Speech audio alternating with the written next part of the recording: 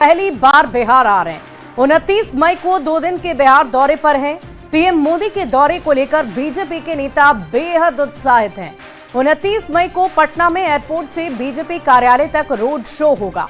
Airport से BJP कार्यालय तक 32 जगह पर भव्य स्वागत की तैयारी की जा रही है।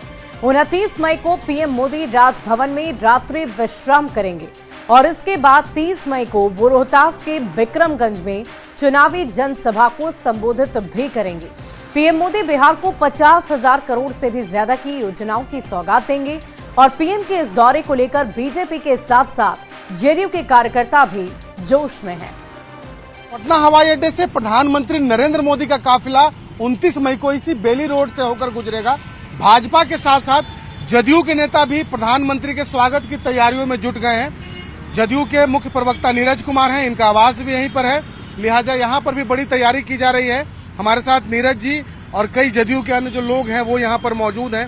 नीरज जी, एक बड़ी तैयारी में आप लोग जुट गए हैं प्रधानमंत्री के स्वागत के लिए। ऑपरेशन सिंदूर के बाद पाटलिपुत्र की धरती और बिहार का बेटा का शहादत और ऐसे दौर में आदरणीय प्रधानमंत्री जी का पटना टर्मिनल का विस्तार और जवाहरलाल नेहरू मार्ग होते हुए उनका कार्यक्रम है, तो ये पटना वासियों के लिए नहीं पूरे बिहार के लिए गौरव का विषय है कि राजधानी पधार रहे हैं और एनडीए के घटक दल के तमाम लोग सड़क पर उनका स्वागत करने को तैयार हैं, बेताब हैं और उम्मीद के साथ कि अभी तो जेपी गंगा पथ में आपका सहयोग मिला है, मेडिकल कॉलेज बनाने में आपका सहयोग मिल रहा है। उम्मीद है कि पटना को और खूबसूरत बनाने में आपकी महत्वपूर्ण भूमिका होगी। स्वागत को भी यादगार करने की कोशिश होगी आप लोगों को, क्योंकि कहा जा रहा है कि हजारों की तादाद में लोग भी होंगे, खास करके पटना और आसपास के विधानसभा के क्षेत्र के लोग। स्वाभाविक है ना, कार्यकर्ता और जनता के बीच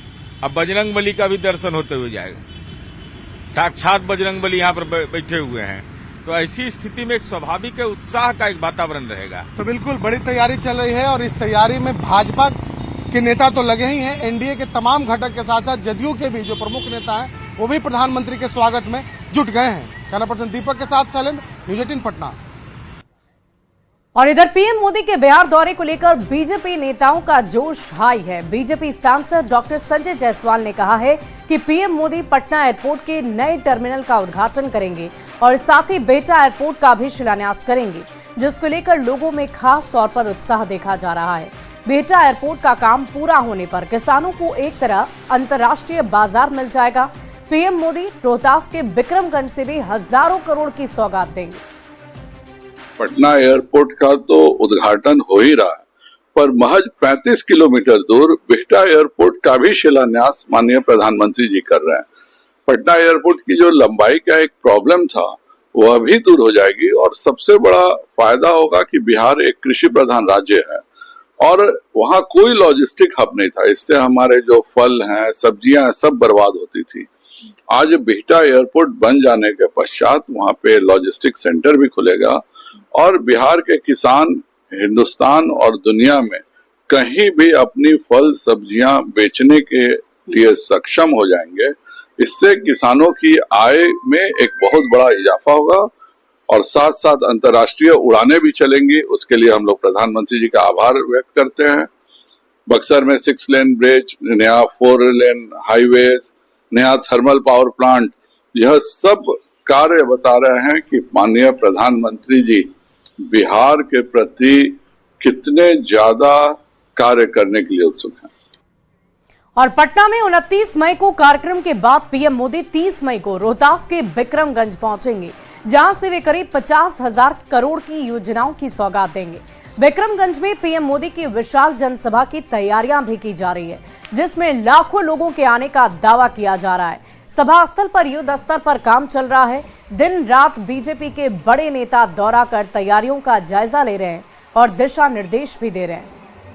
प्रधानमंत्री जी जहां भी जाते हैं उस क्षेत्र की बहुत सारी सौगातें देते हैं और माननीय प्रधानमंत्री जी लगभग 48,000 करोड़ की यहाँ से शिलान्यास और लोकार्पण कर रहे हैं।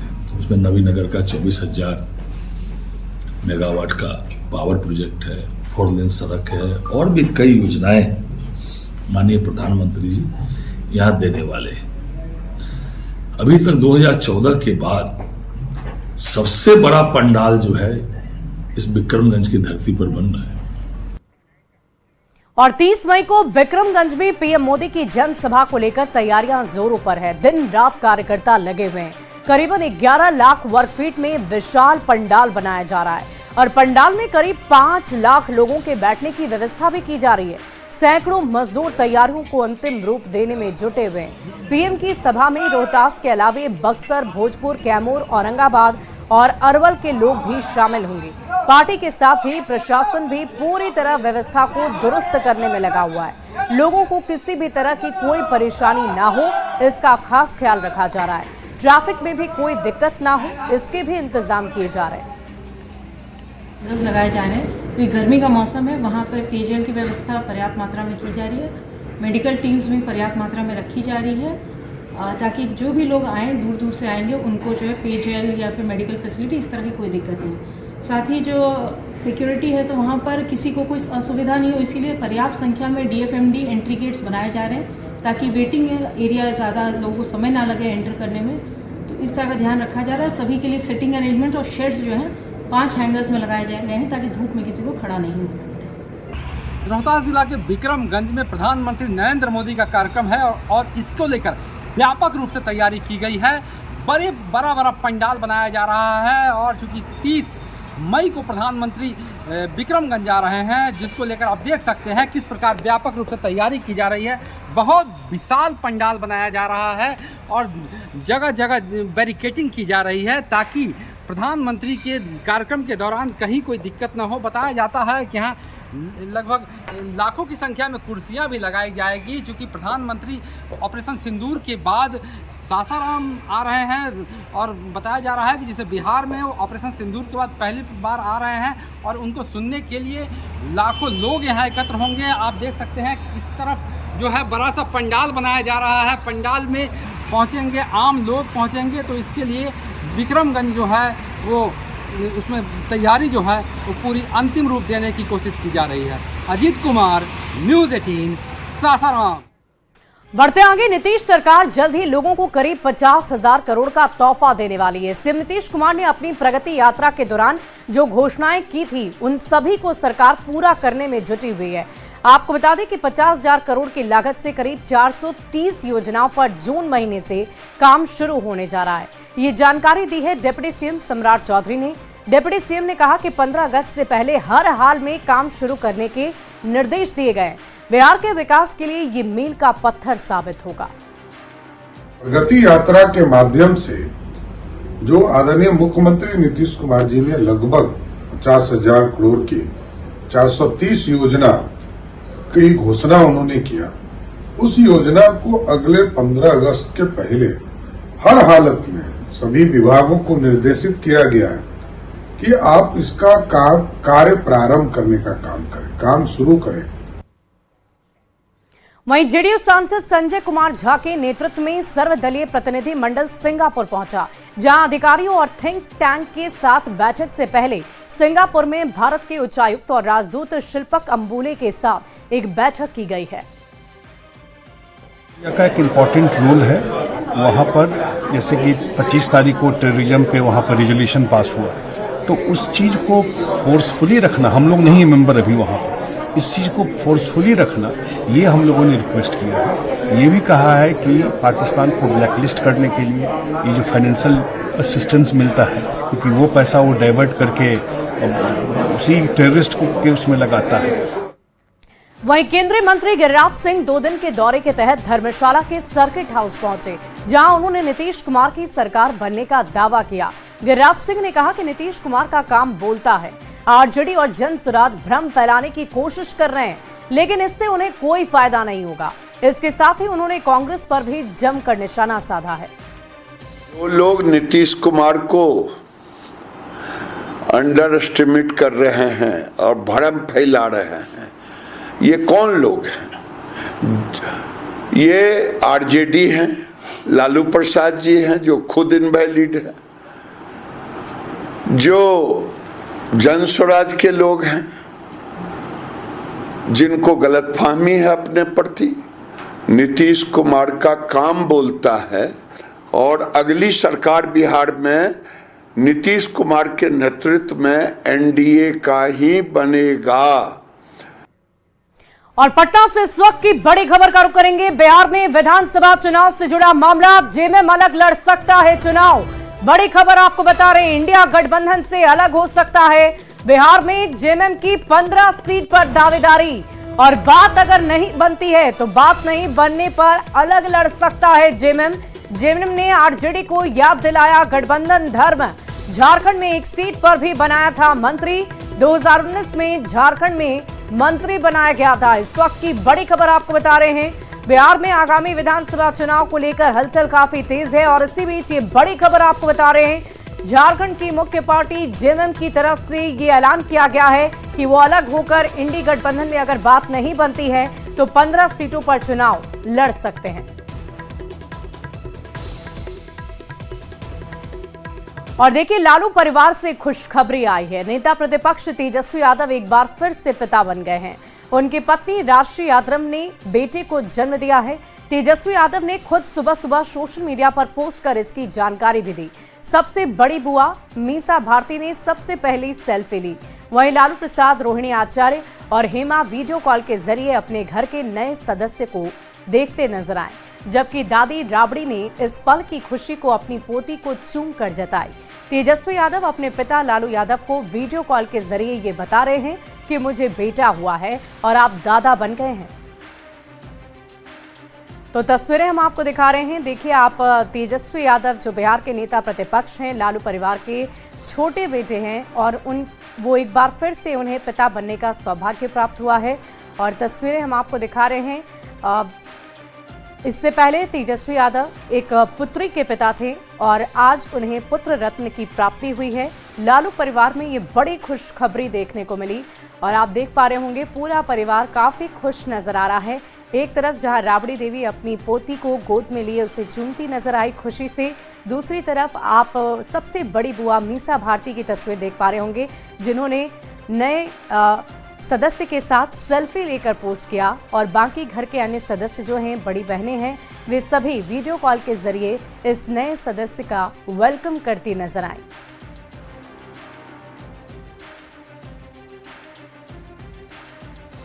और देखिए हम आपको एक और तस्वीर दिखा रहे हैं, कैसे आरजेडी कार्यकर्ताओं में भी उत्साह नजर आ रहा है। सभी एक दूसरे को मिठाई खिलाकर बधाई दे रहे हैं और लालू परिवार में इस नए सदस्य का पूरे उत्साह और उमंग के साथ वेलकम करते नजर आ रहे हैं। काफी खुशी नजर आ रही है। लालू परिवार के साथ साथ राष्ट्रीय जनता दल के तमाम कार्यकर्ताओं में भी खुशी है, उल्लास है, उत्साह है। और ये तस्वीरें आप देख पा रहे होंगे, कैसे उत्साह के साथ एक दूसरे को मिठाई खिलाकर पूरे लालू परिवार को बधाई दी जा रही है।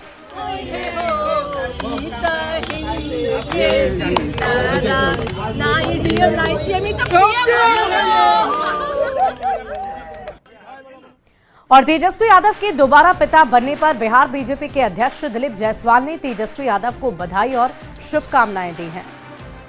तेजस्वी जी को पुत्र की प्राप्ति हुई है, बहुत खुशी का, और सुनकर बहुत खुशी हुई कि तेजस्वी जी को पुत्र पैदा हुआ। और मैं उनको हृदय से बधाई देता हूं कि उनका परिवार और उनका पुत्र जो है वो सुखी रहे, खुशी रहे, स्वस्थ रहें, ये मेरी कामना है। बढ़ते आगे, पटना के बोरिंग रोड चौराहा मंदिर के पास वायरिंग का एक वीडियो बहुत तेजी से सोशल मीडिया पर वायरल हो रहा है। वीडियो में बुलेट पर सवार दो युवक चलती बाइक से वायरिंग करते नजर आ रहे हैं। बताया जा रहा है कि वायरल वीडियो उसी 24 मई की सुबह का है। 24 मई की शाम को बोरिंग कैनाल रोड पर बिना नंबर के स्कॉर्पियो पर सवार बदमाशों ने 8 राउंड फायरिंग की थी। हालांकि न्यूज 18 इस वायरल वीडियो की पुष्टि नहीं करता है। चर्चा है कि बुलेट पर सवार जेपी गंगा पथ समेत अन्य इलाकों में भी फायरिंग करते वीडियो सामने आया है। वायरल वीडियो में बोरिंग रोड चौराहा स्थित मंदिर के पास कई लोग खड़े हैं। इसी दौरान बुलेट सवार दो युवक, जिसमें पीछे बैठा युवक पिस्टल से रुक रुक कर 2 दफा फायरिंग करता है और तेज रफ्तार में वहां से निकल जाता है।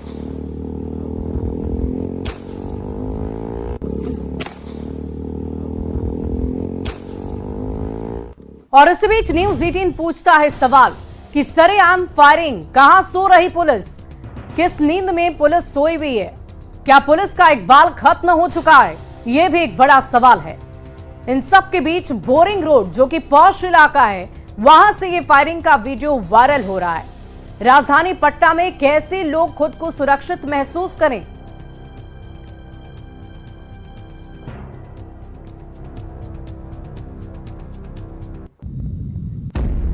वहीं राजधानी पटना के मनेर थाना के व्यापुर गांव में गोलीबारी मामले में पुलिस ने कार्रवाई की है। मामले में एक पुरुष और 7 महिला को गिरफ्तार किया गया। इसके साथ ही 38 लोगों को नामजद और 40 अज्ञात लोगों के खिलाफ एफआईआर दर्ज की गई है। फरार अपराधियों की गिरफ्तारी के लिए छापेमारी जारी है। वहीं गांव में अभी भी तनावपूर्ण स्थिति है। 7 लोगों को अरेस्ट किया गया है, जिनको न्यायिक हिरासत में भेजा गया है। एक आदमी को जेल से भेजा गया था, अभी वो इलाजरत है। वहाँ से रिलीज होने के बाद उसको भी न्यायिक हिरासत में फॉरवर्ड किया। और अगली खबर आपको पटना से बताएं, जहां बेटा स्थित आईआईटी थाना क्षेत्र में एक नाबालिग छात्रा के साथ 2 युवकों ने घर से ले जाकर दुष्कर्म की वारदात को अंजाम दिया है। नाबालिग छात्रा के परिजन ने आईआईटी थाना पहुंचकर इस पूरी घटना को पुलिस को बताया है। पुलिस ने लड़की के पिता के आवेदन पर 2 आरोपियों में से एक आरोपी को पुलिस ने गिरफ्तार कर लिया, जिसकी पहचान बेटा के लई गांव निवासी विजय कुमार के रूप में हुई है, जबकि दूसरा आरोपी अभी भी फरार बताया जा रहा है। इधर घटना को लेकर पुलिस ने पीड़ित नाबालिग लड़की को मेडिकल के लिए पटना भेजा हुआ है।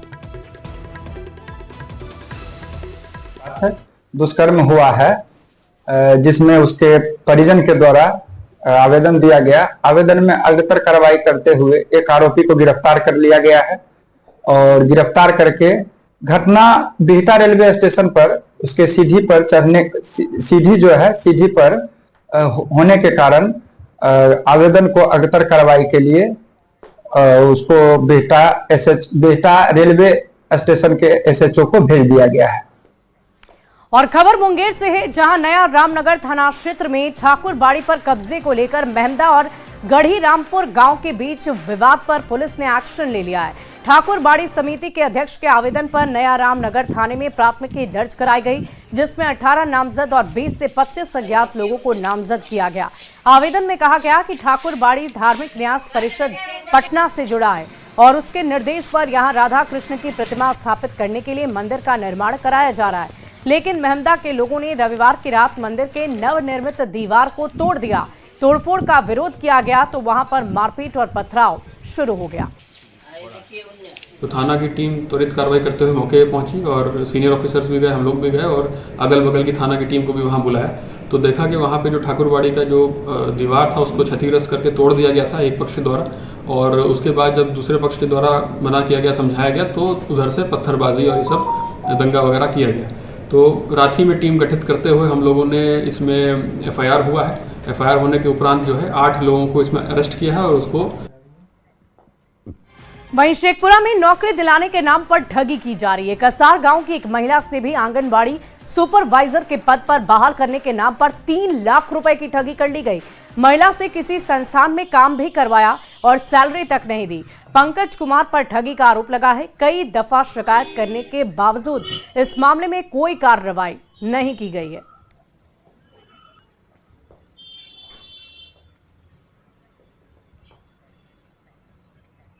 और इधर कैमूर पहुंचे कैबिनेट मंत्री जमा खान से जब प्रशांत किशोर को लेकर सवाल पूछे गए तो उन्होंने प्रशांत किशोर को पहचानने तक से इनकार कर दिया। कहा, कौन है प्रशांत किशोर? उन्होंने कहा कि सीएम नीतीश कुमार की आलोचना करने की तो सारी पार्टियां करती ही है, लेकिन बिहार की जनता जानती है कि बिहार के लिए किसने क्या काम किया है। प्रशांत जी कौन है? तो कौन प्रशांत जी? प्रशांत किशोर पता नहीं, जनसुराज के। अच्छा होगा, पता नहीं, आगे बोलिए। नमस्कार। नहीं तो कह रहे हैं अरे कहने तो सब कह रहा है, कई पार्टियां बिहार के अंदर रन करके देख ही रहे हैं, उससे कहने थोड़े होता है बिहार किसका है, बिहार ने कौन सींचा है, कौन काम किया है। अब मीडिया के सारे छिपा हुआ थोड़े हुए, कई पार्टियां चल रही हैं। अब तो जैसा शौक हो गया लोगों को पार्टी की बनाए ये और बिहार के अंदर चलिए, मतलब नहीं है। जो काम बिहार के अंदर किया है ये पूरा प्रदेश और देश जानता है। अभी आपने देखा जैसे मंत्री आपके आए हुए हैं, जो सौगात दिए हैं ये सब जानता है। तो ऐसे लोग, बहुत सारे लोग बिहार के अंदर चुनाव में आएंगे, अब देखिएगा बहुत सारे लोग आएंगे। और फिलहाल इस बुलेटिन में अभी के लिए बस इतना ही। आगे देखिए जोहार झारखंड।